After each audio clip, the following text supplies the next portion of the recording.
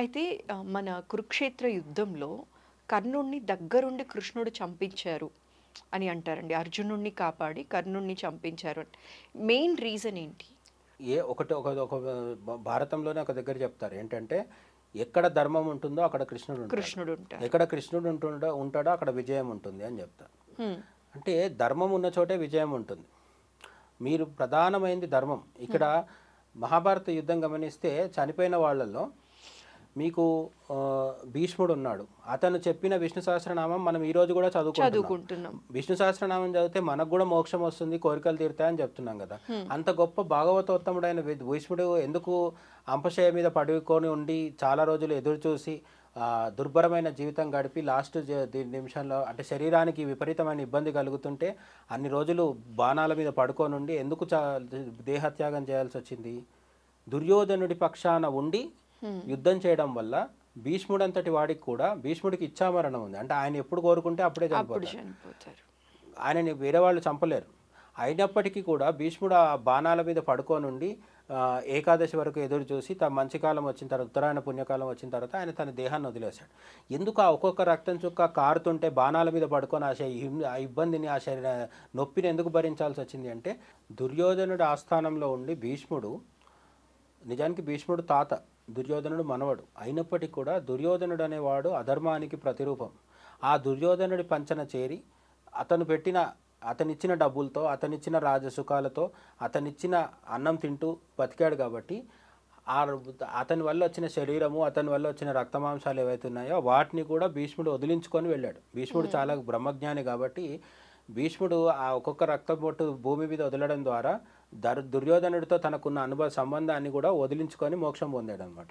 అంత అధర్మం వైపు ఉంటే ఎవరమైనా సరే ప్రాయశ్చిత్తం చేసుకోవాల్సిందే, ఖచ్చితంగా మూల్యం చెల్లించుకోవాల్సిందే అనేది మనకు తెలుస్తుంది. భీష్ముడి తర్వాత ద్రోణుడికి అదే గతి పట్టింది. ఎందుకు? ఆయన అంత గొప్ప గురువు అయినప్పటికీ, అంత విలువిద్య నేర్చుకున్నప్పటికీ, జ్ఞాని అయినప్పటికీ అతను కూడా కురుక్షేత్రంలో చనిపోవాల్సి వచ్చింది.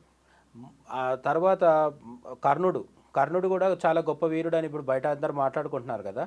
కర్ణుడిని ఎందుకు అర్జునుడిలాగా కృష్ణుడు కాపాడలేదంటే ఒకే ఒక కారణం, అతను సూతపుత్రుడను కానీ, లేకపోతే సూర్యుడికి, కుంతిదేవికి ఆమె పెళ్ళవక ముందు పుట్టాడను కానీ, కృష్ణుడికి ఇవేవీ లేవు.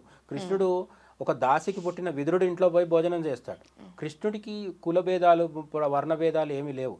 కృష్ణుడు అందరినీ చేస్తాడు. గోవుల్ని, జంతువుల్ని కూడా, నెమలిని కూడా ప్రేమిస్తాడు.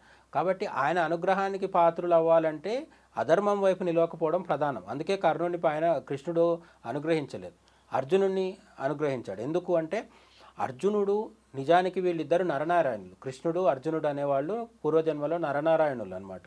ఈ నరనారాయణులు అనేక జన్మలు ఎత్తుతూ కృష్ణార్జునులుగా కూడా జన్మించారు. అయితే ఒక రాక్షసుడు ఉంటాడు, సహస్ర కవచుడు అని చెప్పేసి. ఆ సహస్ర కవచుడిని వీళ్ళు చాలా తపస్సు చేసి వాడికి ఉన్న 999 కవచాల్ని ఛేదిస్తారు. ఎవరు? కృష్ణుడు, అర్జునుడు నరనారాయణులుగా ఉన్నప్పుడు ఒక కవచం మాత్రం మిగిలిపోతుంది. ఆ రాక్షసుడే మళ్ళీ కర్ణుడిగా పుట్టాడు అనమాట. సూర్యాంశతోని మళ్ళీ పుట్టాడు. అందుకు ఈయనకు పుట్టగానే కవచకుండలాలు ఉంటాయి. ఈ కవచకుండలాలని ఛేదించడానికి ఇంద్రుడి ద్వారా తీసుకొని అన్నీ చేస్తారు. అయితే ఇప్పుడు కర్ణుడిని చంపడంలో కావచ్చు, ద్రోణాచార్యుడిని అశ్వత్థామాత కుంజరహ అనడంలో కావచ్చు, ఇంకా ఉంది దుర్యోధనుడిని నడుము కింద భాగంలో కొట్టారు అని చెప్తాడు. భీముడికి కృష్ణుడే చెప్తాడు, వాడిని తొడల మీద కొడితే చచ్చిపోతాడు, మా మర్మాంగం మీద కొట్టు, జెనిటల్ ఆర్గన్స్ మీద అని చెప్తాడు.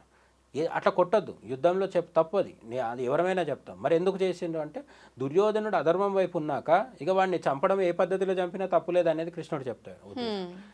ఇది చాలా ప్రధానం. రాముడి కాలానికి కృష్ణుడి కాలానికి ఉన్న తేడా అదే. రాముడు ఎంతటి రాక్షసుడినైనా ధర్మబద్ధంగానే చంపుతాను. కృష్ణుడు ఏం చెప్తాడంటే, వాడు అధర్మంలో ఉన్నాడు, వాడిని చంపకపోతే ఇంకా ఎక్కువ నష్టం జరుగుతుంది. కాబట్టి అప్పుడు ధర్మానికి నుంచి కొంచెం పక్కకు వచ్చి కూడా వాడిని చంపడంలో తప్పు లేదని చెప్తాడు. అందుకే దుర్యోధనుడిని కావచ్చు, కర్ణుడిని కావచ్చు, వీళ్ళని శ్రీకృష్ణుడు దగ్గరుండి చంపించాల్సి వచ్చింది. మరి అర్జునుడిని ఎందుకు చేశాడంటే, మనకు ఒక చిన్న ఉదాహరణ, చిన్న తేడా చెప్తాను నేను.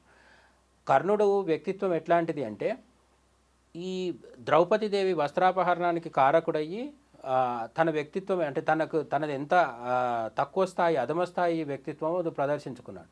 అదే అర్జునుడు ఒకసారి స్వర్గానికి వెళ్తాడు సశరీరంగా. స్వర్గానికి వెళ్ళినప్పుడు అక్కడ ఊర్వశి ఎదురుపడుతుంది, అప్సరస. ఊర్వశి ఎదురుపడి ఈ అర్జునుడిని చూసి ఆమె మోహిస్తుంది. అప్సరస కదా, ఆమెకి తప్పు లేదని చెప్పేసి ఆమె మోహిస్తుంది. మోహించినప్పుడు ఊర్వశి అర్జునుడితో ఏమంటుందంటే, మనం ఇద్దరం కలిసి శృంగారంలో పాల్గొందాము, మనం సుఖభోగాలు అనుభవిస్తాము, స్వర్గంలో ఇటువంటివి తప్పు కాదు, ఎందుకంటే అప్సరసలు ఎవరితో అయినా సరే సంభోగించవచ్చు అని చెప్తుందన్నమాట. కానీ అర్జునుడు ఏమంటాడంటే, నువ్వు నాకు తండ్రితో సమానమైన ఇంద్రుడి సభలో ఉంటావు, ఇంద్రుడితో నీకు రొమాంటిక్ రిలేషన్ ఉంటుంది, కాబట్టి నువ్వు నాకు తల్లితో సమానము, నేను నిన్ను ఆ దృష్టితో చూడలేను అని చెప్తాడు. అప్పుడు ఆ ఊర్వశికి కోపం వచ్చి శపిస్తుంది అనమాట, నీకు నపుంసకత్వం వస్తుంది కాదని అని చెప్పి. అయినా సరే నీ ఇష్టము, నేను మాత్రం నా మాట తప్పను అంటాడు. అప్పుడు అంటే తను నమ్మిన దాన్ని కట్టుబడి ఉండి, ధర్మానికి కట్టుబడి ఉండి ఒక స్త్రీని గౌరవించి తన వ్యక్తిత్వం చాటుకున్నాడు కాబట్టి ఆ శాపం కూడా అతనికి వరమైంది. అర్జునుడికి నపుంసకత్వం ఎప్పుడు వచ్చింది? విరాట పర్వంలో బృహన్నలుగా మారుతాడు. అంటే ఆయన మారువేషంలో తిరగాల్సి వచ్చినప్పుడు నపుంసకుడిగా మారి బృహన్నలుగా అనే పేరుతోని నాట్యాచార్యుడిగా మారుతాడు. ఉత్తరకి విరాటరాజు కూతురికి నాట్యం నేర్పిస్తాడు. అట్లా ఊర్వశి పెట్టిన శాపం కూడా అతనికి కలిసి వస్తుంది. అంటే ఇక్కడ వ్యక్తిత్వం ప్రధానం. ఎవరైతే కష్టాలు వచ్చినా సరే ధర్మాన్ని వీడరో వాళ్ళ వైపు కృష్ణుడు. అర్జునుడు ఆ పని చేశాడు. అర్జునుడు అరణ్యంలో ఉన్న, రాజభోగాలు అనుభవిస్తూ రాజ్యంలో ఉన్న, స్వర్గానికి పోయినా ఎక్కడ పోయినా సరే ఆ ధర్మాన్ని వదలలేదు. కర్ణుడు ఎక్కడ పోయినా అధర్మాన్ని పట్టుకున్నాడు. ముఖ్యంగా దుర్యోధనుడి పక్కన చేరి దుష్ట చతుష్టయం అంటారు. ఎవరు వీళ్ళు? శకుని, దుర్యోధనుడు, దుశ్శాసనుడు, కర్ణుడు. ఈ నలుగురి వల్లే అసలు యుద్ధం జరిగింది.